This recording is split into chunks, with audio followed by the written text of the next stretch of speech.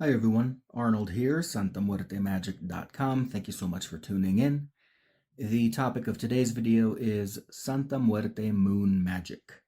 This is a topic I've been asked about quite a lot over the years, and generally when someone asks me about it, I'll explain that Santa Muerte, as death itself, does not take a night off. Therefore, there's no reason to think that her power would be any more or less great based on the cycle or the phase of the moon. That being said, I have always said magic is extremely personal, it is extremely adaptable, which is why when someone asks about the moon phases and Santa Muerte, I respond that if you believe incorporating the moon into your work with Santa Muerte will help boost the potency of your magic, of your petitions, will help you keep your focus, um, or to focus on your intent better, by all means, feel free to incorporate the symbolism of the moon. There is nothing within the tradition of Santa Muerte that would prevent this.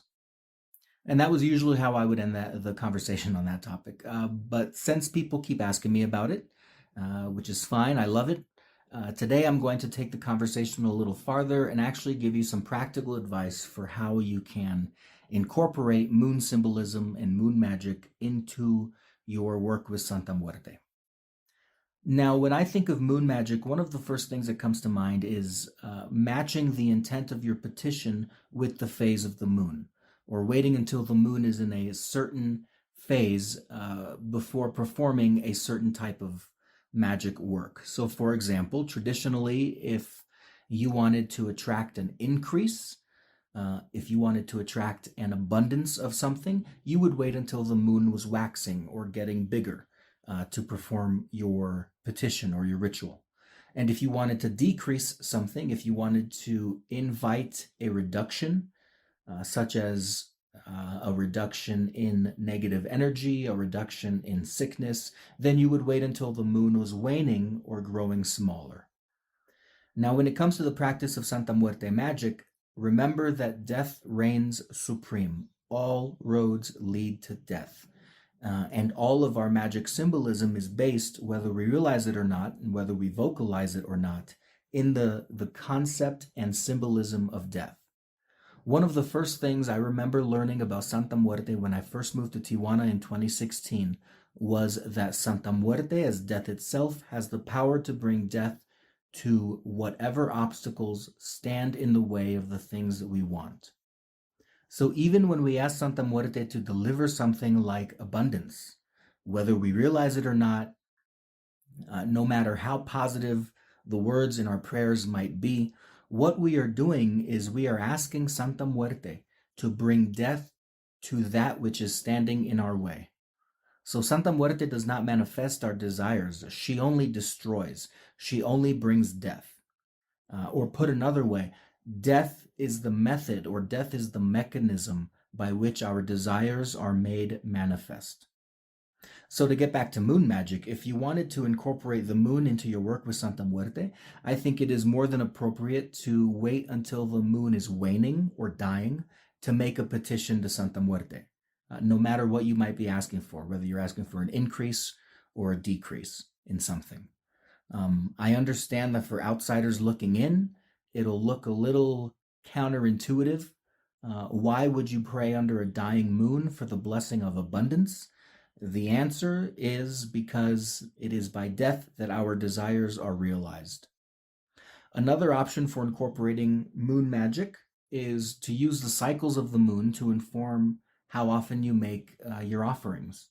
So if you're someone who refreshes your offerings every week on a certain day or every month on a certain day, you could adapt that tradition to incorporate the phase of the moon. So just wait until the moon is perhaps on the first day of the waning moon to make your new offerings, to maybe tidy up your altar. You could wait until the moon is, or until the night of the new moon, which is when the moon is totally or almost invisible in the night sky, because that would mark the symbolic death of the moon cycle. Um, Also, another idea is you may have noticed in a lot of my work when I talk about working in the light of a burning candle. Um, if you don't have any candles or if you just want to use them less, you could easily replace the words light of a burning candle with the words light of the waning moon. So maybe you move your altar someplace where it can touch the light of the waning moon. Maybe you build a new altar beneath the moonlight, or maybe you go outside and pray beneath the moonlight of the waning moon. Another idea is to actually use the moon as an anchor for an altar. So remember that the primary ingredient for a Santa Muerte altar is a depiction or representation of death. And any depiction or representation can serve as the foundation for an altar. So while a Santa Muerte altar statue is probably most common, you can anchor an altar to holy death around anything that symbolizes death to you. It can be an animal skull, real or replica. It can be an hourglass, maybe a dead house plant, something with a Jolly Roger printed on it. Really, anything you can think of. And in that same vein, if you view the waning moon or the dying moon as a symbol for death, then you can use that as the anchor for your altar as well. Just pray to the Santa Muerte by focusing on the waning moon, just as you would pray to Santa Muerte by focusing on a statue of Santa Muerte at any other altar. The tradition of Santa Muerte, from what I have seen both as an observer and a devotee, does not emphasize the phases of the moon. From what I can tell, this is a modern incorporation of moon magic and moon symbolism that comes from pagan and Wiccan influences. And I only say that because of what I see at the public altars. Go to the Doña Queta altar in Tepito, in Mexico City. Go to any of the public altars in Tijuana. If all you could do was watch the people, if you didn't know who those people were praying to, who or what those people were praying to, if you could not see the altar that they were praying at, I do not think you would describe the actions of those people as praying or worshiping like Wiccans or pagans. I think you would look at the actions of those people and say that they were praying or worshiping like Catholics. And Catholics generally don't pay much attention to the cycle of the moon, which is why I think the incorporation of the moon symbolism comes from more modern pagan and Wiccan influences. However, because Santa Muerte accepts us all, there is nothing that would prevent someone from incorporating the moon phases into their work with Santa Muerte. If Santa Muerte accepts us all, then she must accept those of us who incorporate the power of the moon into our magical and devotional work. Some ways to do this, just in summary, is to wait until the moon is waning or dying before making a petition to Santa Muerte.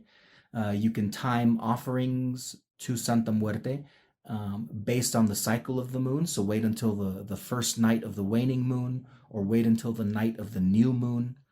In Magick petitions, you can try substituting the light of a burning candle for the light of the waning moon, just doing your magical work in the light of the waning moon. And you can also use the waning moon as an anchor for an altar itself, because the waning moon as a dying moon for the purpose of building an altar, I think, counts as a representation or depiction of death. Hopefully I've explained everything clearly, but if not, as always, please get in touch through the contact form on the website. There's also the Patreon messenger system and the Discord chat server. Thanks so much for listening, everyone. Until next time. Bye.